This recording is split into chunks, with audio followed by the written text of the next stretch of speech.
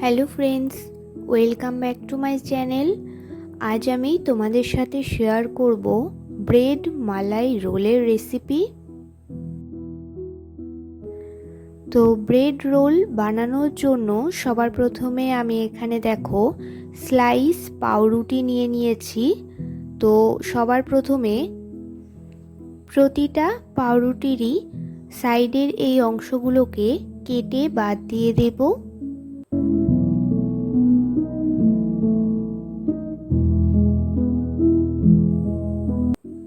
এখানে আমার সবকটি পাউরুটির সাইডের অংশ কেটে বাদ দেওয়া হয়ে গেছে।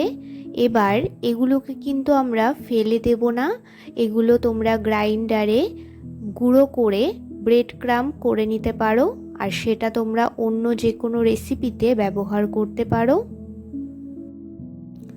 তো এবার এই স্লাইস পাউরুটিগুলোকে বেলনির সাহায্যে একটু বেলে পাতলা করে নেব। এখানে আমার সবকটি পাউরুটি স্লাইসগুলোকে বেলে পাতলা করে নেওয়া হয়ে গেছে। এবার এখানে আমি বাকি উপকরণগুলো নিয়ে নিয়েছি। এখানে নিয়েছি কিছু বাদাম কুচি, আর নিয়েছি দুটো এলাচ টুকরো, নিয়েছি স্বাদ মতো চিনি,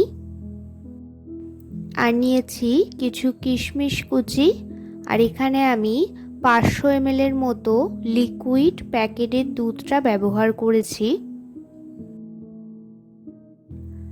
সবার প্রথমে ব্রেড মালাই রোলের জন্য মালাইটা তৈরি করে নেব, মানে পুরটা তৈরি করে নেব।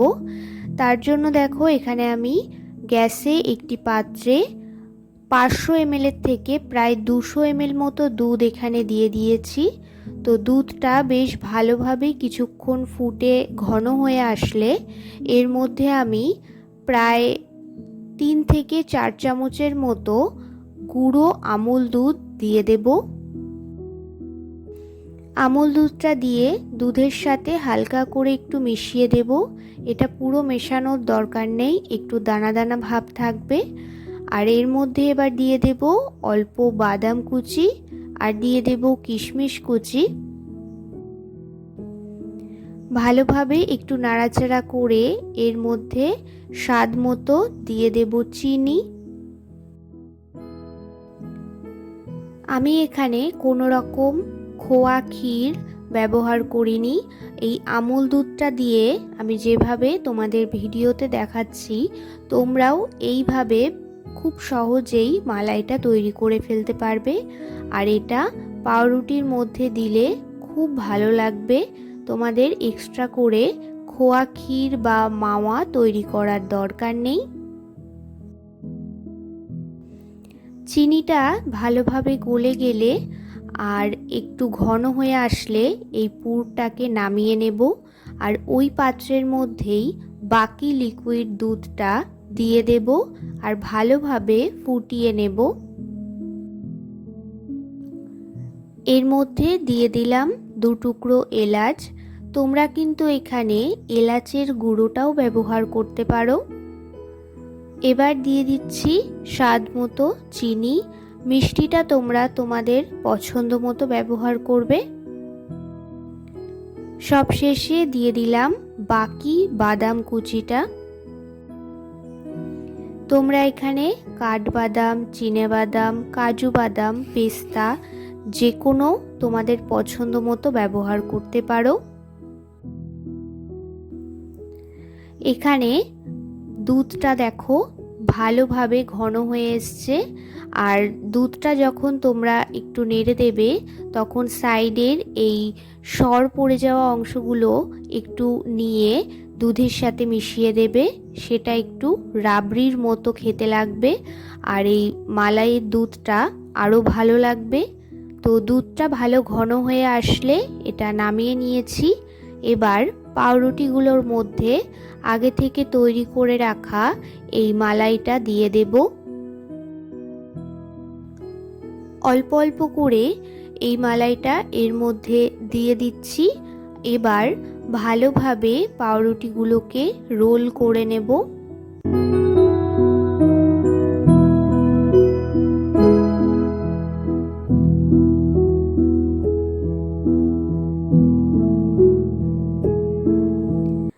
হালকা হাতে একটু চেপে চেপে এই পাউরুটিগুলোকে রোল করে নিলাম। এইভাবে বাকি পাউরুটির স্লাইসগুলোকেও রোল করে নেব। এইভাবে তোমরা রোল করে একটি পাত্রের উপরে রেখে দেবে। এর উপরেই আমরা ঘন যে দুধটা তৈরি করে রাখলাম সেটা এই পাউরুটির রোলের উপর দিয়ে দেব।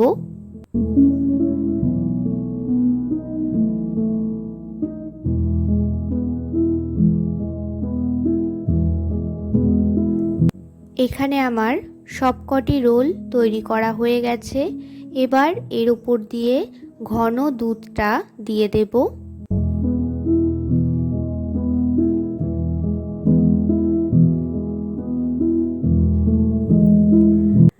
এই ক্ষেত্রে তোমরা অতিরিক্ত দুধটা ব্যবহার করবে না।